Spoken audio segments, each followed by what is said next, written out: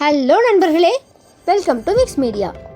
நாம் இன்றைக்கி ரொம்ப சிம்பிளாக ஆத்தென்டிக் டேஸ்ட் உள்ள கத்திரிக்காய் புளிக்குழம்பு செய்ய போகிறோம். இந்த கத்திரிக்காய் புளிக்குழம்பு செய்யும் பொழுது அது கூட நம்ம கடலைகள் ஆட் பண்ணோம்னா ரொம்ப டேஸ்ட்டாக இருக்கும். இந்த மொச்சக்கொட்டை, பலாக்கொட்டை, சுண்டல் கடலை இதெல்லாமே ஆட் பண்ணுவாங்க. நான் இன்றைக்கி கொண்டக்கடலை மட்டும் ஆட் பண்ணியிருக்கேன். ஸோ வாங்க வீடியோக்குள்ளே போகலாம். ஃபர்ஸ்ட் இதுக்காக கடாய் வச்சுக்கலாம். கொஞ்சமாக ஆயில் விட்டுட்டு இதுக்கான மசாலா வறுத்து அரைச்சி ரெடி பண்ணிப்போம். அதுக்காக கொஞ்சமாக ஜீரகம், ஒரு ஸ்பூன் குருமிளகு, காரத்துக்கு தேவையான வரமிளகாய்க்கு பதிலாக நாம் இன்றைக்கி சில்லி பவுடர் ஆட் பண்ணிக்க போகிறோம். அதனால் இப்போ நம்ம வரமிளகாய் எதுவும் ஆட் பண்ணலை. ஸோ நம்ம குருமிளகு மட்டும்தான் இப்போ ஆட் பண்ணியிருக்கோம். அடுத்ததாக 2 ஸ்பூன் எள்ளு ஆட் பண்ணியிருக்கேன். இந்த எள்ளு எதுக்காக அப்படின்னா நம்மளுடைய இந்த டேஸ்ட் ஆத்தென்டிக் டேஸ்ட் கிடைக்கும். இதனால் நல்ல கிரேவி பேஸ்ட் மாதிரியும் வரும். அதுக்காக இந்த நம்ம எள்ளு ஆட் பண்ணுறோம். அடுத்ததாக ஒரு டொமேட்டோ ஆட் பண்ணிப்போம். நமக்கு இன்னும் கொஞ்சம் புளிப்பு ஜாஸ்தியாக வேணும்னு நினச்சிங்கன்னா 2 டொமேட்டோஸ் ஆட் பண்ணிக்கலாம். இது எல்லாமே போட்டு லைட்டாக வறுத்துக்கலாம்.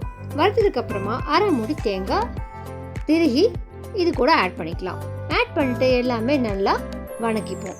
பொறுமையாக நம்ம வணக்கி வரும்பொழுது அந்த கோகோனட்டோடைய ராஸ்மெல் போயிட்டு அதுவே நல்லா ஆயில் விடும். அந்த அளவுக்கு நல்லா வறுத்துக்கணும். அப்போ தான் நம்மளுடைய குழம்புல நல்லா ஃப்ளேவர்ஃபுல்லாக இருக்கும்.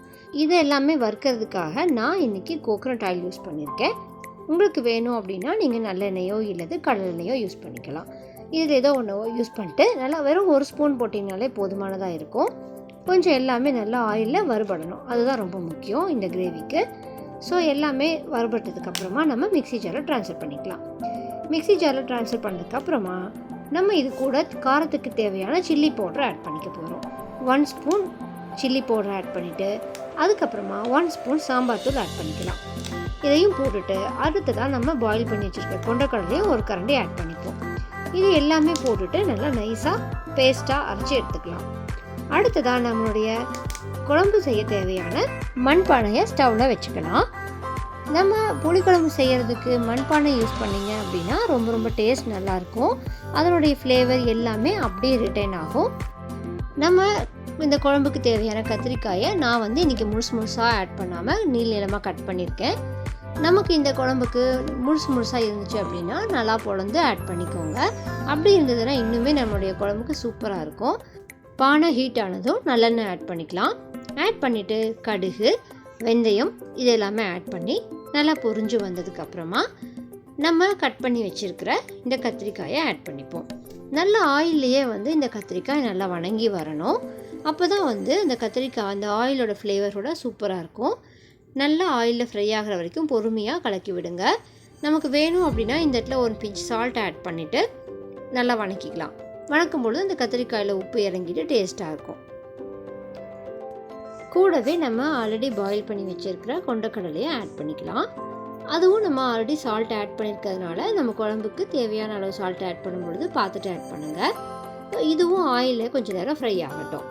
இந்த கத்திரிக்காய் எல்லாமே நல்லா வதங்கி ஆயில் பிரிஞ்சு வந்ததுக்கப்புறமா நம்ம ஆல்ரெடி அரைச்சி வச்சுருக்கிற மசாலாவை ஆட் பண்ணிக்கலாம். ஸோ இந்த மசாலாலேயே எல்லா மிளகாத்தூள், காரம் எல்லாமே ஆட் பண்ணியிருக்கிறதுனால நம்ம தனியாக இங்கே எதுவும் ஆட் பண்ண வேண்டாம். இங்கே நமக்கு தேவையான சால்ட் மட்டும் ஆட் பண்ணாலே போதும். கூடவே கொஞ்சம் பெருங்காயத்தூள், கொஞ்சம் மஞ்சள் தூள் ஆட் பண்ணிப்போம். ஆட் பண்ணிவிட்டு கலக்கி விட்டுடலாம். தேவையான அளவு தண்ணியை ஆட் பண்ணிக்கலாம். அடுத்ததாக நம்ம புளிக்கரைசல் ஆட் பண்ணணும். இந்த குழம்புக்கு ஒரு எலுமிச்சங்காய் அளவு புளி கரைச்சி எடுத்துக்கோங்க. அதையும் நம்ம இந்த குழம்புக்குள்ளே ஆட் பண்ணிக்கலாம். ஆட் பண்ணிவிட்டு நல்லா கலக்கி விட்டுருங்க. தேவையான அளவு தண்ணி ஆட் பண்ணுங்கள். இப்போ நம்ம கடலை எல்லாம் கூட போட்டு அரைச்சிருக்கிறதுனால குழம்பு குயிக்காக திக்காயிடும். ஸோ பார்த்து ஆட் பண்ணிக்கோங்க.